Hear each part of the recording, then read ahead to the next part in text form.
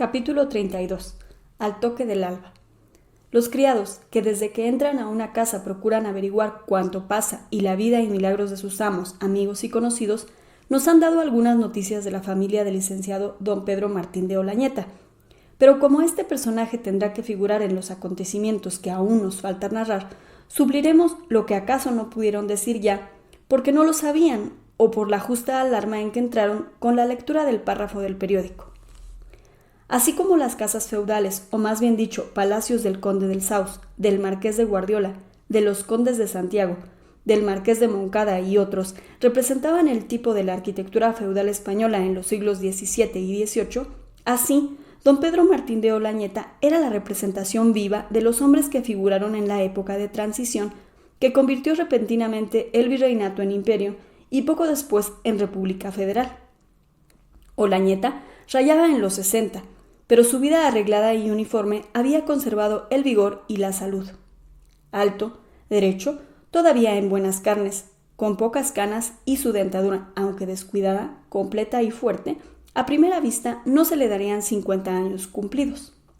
Ojos profundos, oscuros y pequeños, la ceja casi junta, la boca grande y franca, la nariz a la romana, con algo de exageración, sin bigote y con unas patillas oscuras que terminaban cortadas a línea en el extremo de los carrillos. Su fisonomía, adusta y grave, era poco simpática a primera vista. Era el tipo de colegial antiguo que, después de 12 años de estudios, había llegado a la magistratura. Cursó filosofía, derecho romano y patrio y cánones en el más antiguo colegio de comendadores juristas de San Ramón. Después fue colegial de Santos, habitando el suntuoso edificio, que con sentimiento vio derribar después para convertirse en casas, disfrutó la beca con su pensión y los demás privilegios anexos, sirvió de asesor con el último virrey y estableció su bufete, que le proporcionó, en el curso de algunos años, una fortuna con que vivir independiente. Pero el deseo de ser útil a su patria y la costumbre de trabajar y ocuparse de leyes y de procesos lo habían hecho admitir diversos cargos en la magistratura.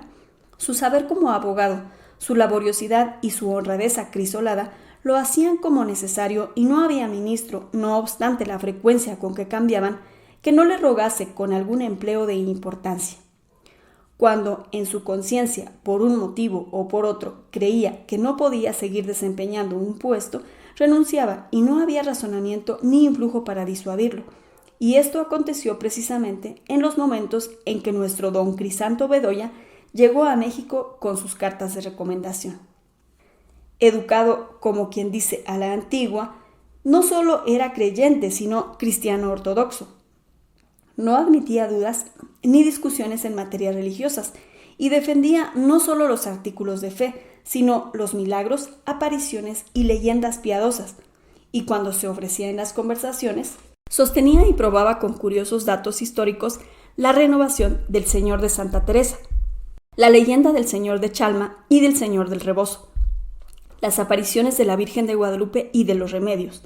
Era, en resumen, un alma buena y tranquila donde no había penetrado la duda. Inclinado en política al partido monarquista, o cuando menos conservador, le habían dado tentaciones de recibirse de masón en el rito escocés. Pero, como no logró vencer sus escrúpulos de conciencia, había diferido semanas, meses y años su resolución. Allá, en sus mocedades, no tuvo amores, sino que pensó casarse con una doña Luisita, de buena familia, y aún logró pedirla tan luego como su bufete le produjo lo suficiente para sostener su casa. Pero sin saberse por qué, de la noche a la mañana, se metió la doña Luisita a un convento y profesó al año. La noticia de la profesión de su novia lo dejó muy tranquilo, y en vez de afligirse y llorar, dijo: «De buena me he escapado», y se conservó solterón, viviendo con sus hermanas, apasionado platónicamente de la célebre bailarina Isabel Rendón, y guardando una conducta seria e irreprensible, pues si cometía, como todo hombre, sus pecadillos y se daba sus escapadas de noche envuelto en su capa, nadie lo sabía. Y la verdad es que lo que se llama amor jamás había vuelto a su pecho desde que le pasó, como él decía, el chasco de doña Luisita. Su biblioteca era quizá de las más notables de la capital. por el número de volúmenes, aunque no por lo selecto de las obras. Una patología completa, las 7 partidas del rey don Alfonso el Sabio, el Fuero Juzgo, Carleval, Solórzano, la recopilación de leyes de Indias, y por ese estilo, pergaminos in folio difíciles de leer y manejar. Como libros de literatura, los autos sacramentales y las comedias de don Pedro Calderón de la Barca, el Gil Blas, que sostenía a pie juntillas que era del padre Isla, y don Quijote de la Mancha, como las novelas cortas de Cervantes. Tenía 3 hermanas, Coleta y Prudencia, doncellas viejas muy parecidas a él, dadas a la iglesia y dedicadas a las labores y gobierno de la casa. De jóvenes habían sido pasaderas, pero como rayaban en los 50 y 52, su aspecto era el de todas las mujeres ya de esa edad que no han sido hermosas. Aseadas, serias con el común de las gentes, pero afables con las pocas y escogidas amistades que desde hacía años tenían. Su bello ideal era vivir cómoda y cristianamente, dar gusto al confesor y a su hermano, a quien querían mucho, diciendo a todos los que las querían oír que no se había casado por no darles un disgusto y por no separarse de ellas. Además, había otra hermana de carácter y figura distintos, como suele suceder en ciertas familias, en que unos hermanos son rubios y blancos y otros tan subidos de color que se diría debían el ser aún negro. Clara, que así se llamaba la otra hermana, era de alto y derecho cuerpo, como Coleta y Prudencia, rubia hasta parecer inglesa, de ojos grandes y azules, y no hay para qué decir que tenía buena dentadura. Sin embargo, parecía como anémica y como abatida, sin gracia ni atractivo en su conjunto de mujer. Era la menor de las hermanas, y con todo pasaba de los 30. Así como sus hermanos fueron refractarios al matrimonio, ella desde que entró en edad no pensó más que en casarse, y hacía frente a cuantos se le presentaban. Pero el hermano mayor, como jefe de familia, le impidió más de una vez hacer una locura, hasta que por fin la casó con un licenciadito que había sido su pasante y a quien su padre dejó al morir, como se dice vulgarmente, algunas proporciones. Le llamaban Chupita, porque era muy delgado y relamido, muy rasurado y vestido de limpio y muy aristócrata, pues no tenía amistad sino con marqueses y condes. En las ocasiones en que Olañeta desempeñaba algún cargo público, le recomendaba los asuntos de sus clientes. Sea dicho de paso, asuntos de poca importancia, pues no tenía fe ni en su saber ni en su práctica en los negocios del foro. Su vida era un poco misteriosa, salía poco. A su cuñado apenas lo visitaba el día de su santo o cuando estaba enfermo, y recibía en su gabinete y con ciertas precauciones, aún ocultándose de su mujer, a personas que sus criados, sin saber por qué, habían calificado de sospechosas. Clara de tarde en tarde veía a sus hermanos, y siempre con cierta ceremonia y cumplimiento muy ajenos al estrecho parentesco que los unía. Al principio se molestaron un poco, pero concluyeron por no hacer caso de Clara ni de su marido y visitarlos también muy de tarde en tarde y de cumplimiento. Aparte de esto, la vida de la familia del licenciado Olañeta era uniforme, monótona, arreglada a reloj. Con el toque del alba se levantaban, sonando las 10, almorzaban, y así todas sus operaciones diarias. Casilda y Juan, aunque llevaban pocos días de servir a la familia, lo han referido ya. En las noches, algún canónigo de la catedral o uno de esos viejos sabios abogados condiscípulos de Olañeta venían a tomar el chocolate. Jugaban su tresillo mientras Coleta y Prudencia tejían alguna sobrecama y leían el Año Cristiano. Y entre las 10 y las 11 la tertulia terminaba. Cada cual iba a la cama a esperar la cena y con el último bocado y el último trago de pulque se persinaban, envueltos en sus calientes ropas, se acostaban y dormían hasta el alba de la siguiente mañana. Solo hay que añadir que el licenciado Olañeta, además de la manía del rollo de palitos que todas las noches exigía que se pusiese junto a la cama, había de hacer precisamente 1 hora diaria de ejercicio en la Alameda. En la tarde, en la noche, otra hora paseándose de un extremo a otro de su biblioteca y media hora en el comedor en las mañanas, fumando cigarro tras cigarro y recibiendo el sol que entraba por la alta ventana. El día en que Juan y Casilda tuvieron en la cocina la conversación de que se ha dado cuenta en el capítulo anterior, Olañeta, como de costumbre, estaba sentado en su sillón, fumando y repasando en su cabeza un informe de estrados en un ruidoso pleito de los marqueses de Valle Alegre, amenazados del embargo de sus mejores haciendas, las que adeudaban al juzgado de capellanías doble dinero de lo que valían, sin que se hubiese conseguido que en años pagasen un solo medio de réditos. Los agujeros y rendijas del torno permitían oír en el comedor lo que los criados platicaban en la cocina, y Olañeta solía escuchar sus chismes y diálogos, pero jamás había fijado su atención, y cuando hablaban mucho y recio, o la conversación podía degenerar en pleito, los regañaba y los mandaba callar.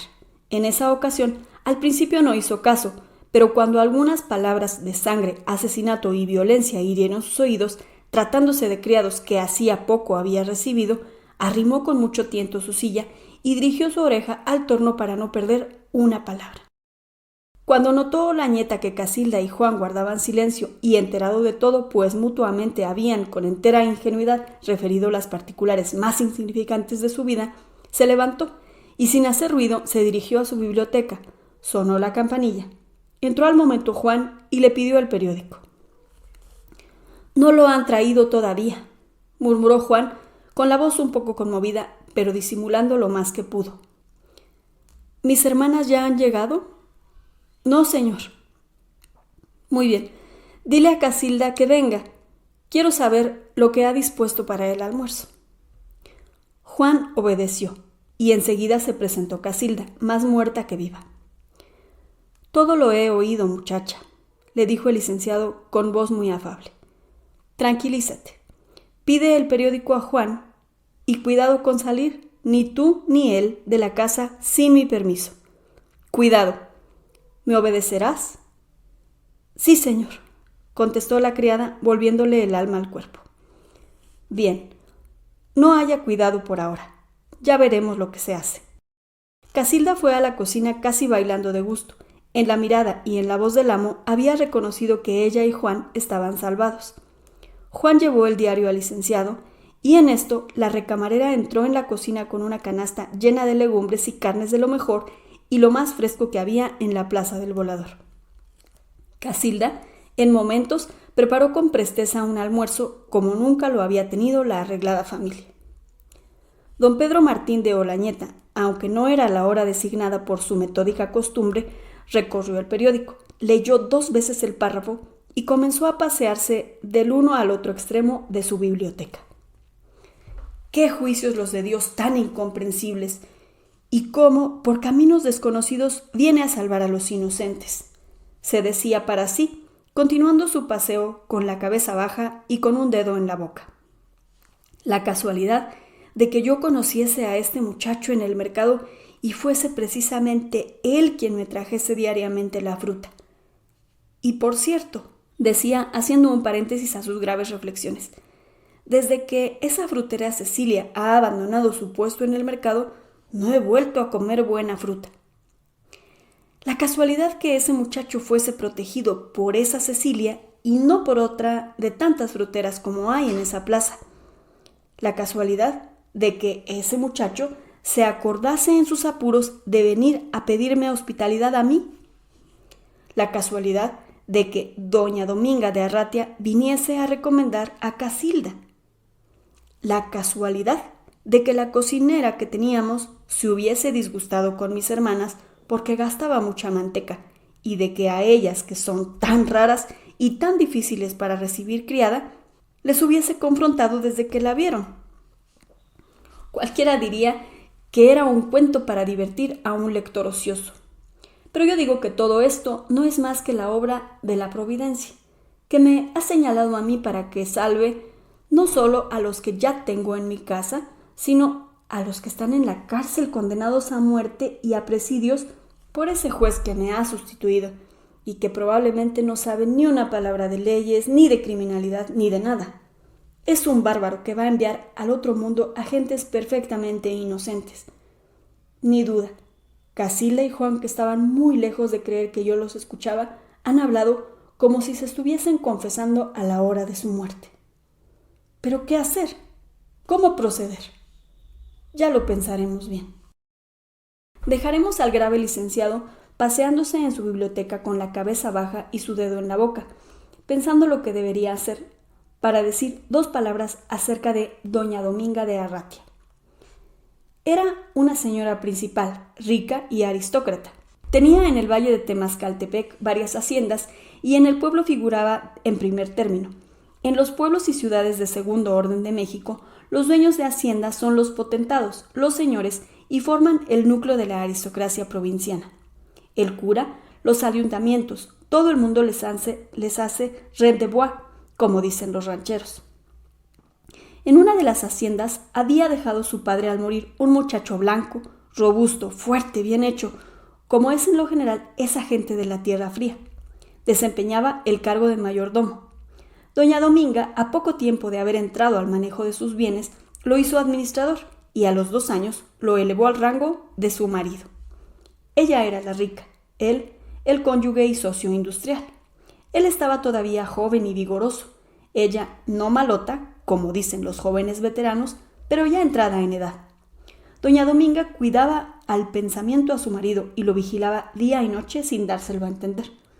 Casilda, que anduvo de Herodes a Pilates, comerciando, mudando casas, ya como cocinera, ya como recamarera, y temiendo siempre encontrarse con Evaristo después de su expedición como barrillera, a su paso por el pueblo cercano a una de las haciendas de doña Dominga, fue recomendada a la señora, y a su vuelta a la capital vino a la casa donde, en vista de sus muchos y buenos papeles de conocimiento que abonaban su conducta, fue recibida como cocinera. A los 8 días, el marido, con un pretexto o con otro, había dado sus vueltas por la cocina, y la esposa lo había observado. A los 15 días ya había sorprendido ciertas ojeadas que más tarde serían correspondidas por la muchacha. La ocasión hace al ladrón, dijo para sí como mujer prudente y que no quería reyerta con su marido. Separarlos a tiempo es lo mejor. Y sin esperar más, se puso su saya de seda negra y relumbrante, la mantilla trapeada de punto de Barcelona y se fue a casa de Olañeta, que era su apoderado y consejero, y había desde hace años girado sus negocios. Encontróse con las hermanas Coleta y Prudencia. Les exageró lo bien que guisaba Casilda, lo honrada y hacendosa que era, y bajando la voz y acercándose a su oído les confió el secreto. Ni por todo el oro del mundo me desprendería de tan excelente criada, pero mi marido ha comenzado a guiñarle el ojo y a entrar en la cocina, donde nada tienen que hacer los hombres. Ya ustedes me entienden, como personas de mundo y de experiencia. Si guisa bien, doña Dominga, dijeron las hermanas en coro, que venga mañana mismo. Aquí se paga a las cocineras como ni en las casas grandes, 5 pesos cada mes, y 5 reales y medio de ración cada semana. Por lo demás, no hay cuidado ninguno, porque Pedro es más casto que José, rara vez entra en la cocina y ni pone cuidado a las criadas. Es tan serio y tiene tantos negocios que noche hay que olvida rezar sus devociones a la hora de acostarse. Quedó, pues, terminado el negocio. Doña Dominga se retiró tranquila y al día siguiente Casilda estaba en la cocina de la calle de Monte Alegre preparando el almuerzo para el viejo licenciado. Pocos días después fue el prófugo del hospicio a pedir el asilo que, como hemos visto, le fue concedido. Casualidades o providencia de Dios, como decía el licenciado. En los primeros días, preocupado con el informe de estrados en el asunto del marqués de Valle Alegre, no fijó su atención en la nueva doméstica. El almuerzo le gustó mucho y las hermanas mismas encargaron a Casilda, que era la que más madrugaba, que se encargara de llevar a la cama el chocolate, al mismo tiempo y sin discrepar un minuto que las iglesias cercanas oyera el toque del alba. Una de esas mañanitas en que la oscuridad entabla su lucha con la luz que va gradualmente subiendo de las montañas, don Pedro Martín se sentó en su cama para recibir la bandeja de plata que Casilda le presentaba con el pocillo de chocolate espumoso y caliente. ¿Sabes, muchacha, que sería bueno que me abrieras de par en par la ventana? No tengo ganas de dormir y quiero aprovechar el tiempo en leer unos apuntes. Paréntesis. Los del informe de estrados en el pleito de los marqueses de Valle Alegre. Como usted mande, señor licenciado, respondió Casilda, y colocando la bandeja en el regazo caliente, corrió al extremo de la pieza a descorrer las cortinas y a abrir las puertas del balcón. Lo quiso hacer con tanta presteza que el fleco de su rebozo, con que estaba bien cubierta, se atoró en el aldabón y precisamente al abrir la puerta cayó al suelo y dejó descubierto el busto palpitante y sorprendente de una Venus. Don Pedro se quedó estupefacto. Un golpe más fuerte que el de una máquina eléctrica recorrió sus nervios desde la nuca hasta el dedo gordo de los pies. El pocillo y los vasos bailaron en la bandeja de plata y una exclamación rápida e involuntaria se escapó de sus labios. Pero se repuso inmediatamente, y Casilda, por su parte, que no había tenido tiempo ni de mudarse su camisa, porque ya había dado el toque del alba en la catedral, recogió como pudo su rebozo y se cubrió el cuello, haciéndose también la disimulada, como si nada hubiese visto su amo. Esa visión, que parecía el Eliseo de los griegos, vista repentina e impensadamente a través de la luz misteriosa de las primeras horas de la mañana y como engastada a propósito entre dos cortinas de damasco rojo de China, se quedó impresa en el cerebro del viejo abogado como si lo hubieran grabado con un buril de fuego. La antigua novia doña Luisita, Isabel Rendón, ciertas muchachas de la segunda calle de Santo Domingo a quienes solía visitar, todo se borró. Un polvo espeso de años y de olvido sepultó para siempre esos comunes y prosaicos fantasmas. La visión celeste que se había aparecido entre las cortinas de damasco era lo único que tenía delante, y se le aparecía en los días siguientes entre las líneas cerradas de los apuntes del informe de estrados en el asunto de los marqueses de Valle Alegre. Pero don Pedro Martín era hombre de sólida virtud, que sabía dominar sus pasiones. En las mañanas siguientes correspondía con amabilidad los buenos días que le daba Casilda y no se atrevía a mirarla, pero no podía dominar su imaginación. No mandaba en ella y siempre veía entre el cortinaje el cuadro seductor que se le presentó cuando mandó abrir las puertas del balcón. ¡Qué casualidad! ¿La providencia de Dios? Eso no. La providencia divina no podía disponer esas cosas que no tenían nada de santas. Las casualidades, sin embargo, que se habían sucedido unas a otras, se revolvían en la cabeza del abogado e interrumpieron la serena monotonía de su vida. Dispuesto el almuerzo, don Pedro Martín se sentó como de costumbre en la cabecera de la mesa. Platicó con sus hermanas como si nada hubiese pasado, de modo que éstas no tuvieron noticia ni de la impensada escena del rebozo, ni de la conversación de Casilda y de Juan. Y cuando vino doña Dominga de Arratia a saber cómo se portaba su recomendada, hicieron 1000 elogios de ella, confesando que, en efecto, jamás habían tenido criada tan bonita y tan aseada. Repitieron 3 o 4 veces que el casto José era un libertino y un monstruo, comparado con su hermano don Pedro Martín. Cuando doña Dominga se marchó, el licenciado llamó a sus hermanas a la biblioteca, cerró con precaución la puerta y les dijo: «Voy a hacerles a ustedes una recomendación. Por ningún motivo manden a la calle a Casilda, ni al muchacho Juan. Tengo mis razones para hacerles esta prevención y a su tiempo les diré si me conviene. Mañana es sábado, día de confesión. ¿Irá con nosotras a la catedral? No, ni aun eso. Se pasará la semana sin confesión ni la comunión del domingo. Ya en la entrante ya veremos». Las hermanas no insistieron, pero se retiraron, diciendo: «¿Qué secreto será este? ¿Por qué no querrá que salga a la calle Casilda?